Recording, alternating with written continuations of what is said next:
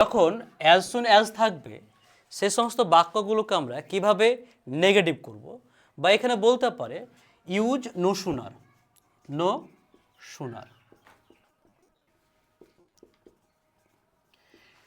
তাহলে as soon as মানে হচ্ছে কি যেই মাত্র, তাহলে এই অ্যাজ সুন অ্যাজ উঠিয়ে দিয়ে আমরা লিখব কি no sooner, no sooner had, হ্যাডে করতে পারি ডিডও করতে পারি। যদি হ্যাড করি তাহলে কি হবে দেখে না, no sooner had the rain started, যদি আমি ডিড করতাম তাহলে স্টার্ট হতো, তাহলে no sooner had the rain started. এই যেখানে কমা থাকবে এই কমার স্থানে আমাদের কি হবে then, THN, then, then the umpire stopped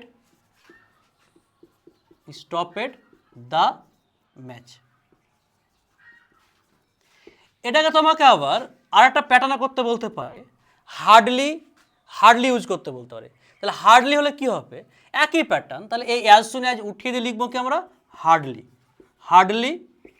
had the rain started.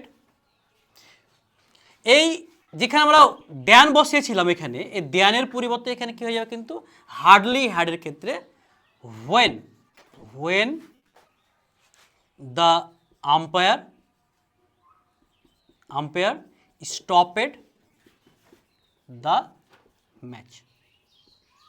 তাহলে কি বললাম, যখন আমাদের অ্যাজ সুন অ্যাজ থাকবে সেক্ষেত্রে অ্যাজ সুন অ্যাজ উঠে কি আমরা নো সুনার হ্যাড করতে পারি অথবা ডিড করতে পারি। যদি ডিড করো তাহলে ভার্বের কিন্তু এখানে ফার্স্ট ফর্মটা হবে, দিয়ে যেখানে আমাদের কমা থাকবে কমার স্থানে কি হবে দেন হবে। আর হার্ডলি হ্যাডের ক্ষেত্রে কি হবে, হার্ডলি হ্যাড বসার পরে সেই সাবজেক্টটা বসাবো, আর যেখানে আমাদের কমা ছিল এই কমার স্থানে কিন্তু আমরা এখানে কি করবো হোয়েন কথাটা ব্যবহার করব। কমেন্ট বক্সে অবশ্যই এটাকে কমেন্ট করে জানাবেন হার্ডলি হ্যাড এবং নো সুনার ইউজ করে। Thank you.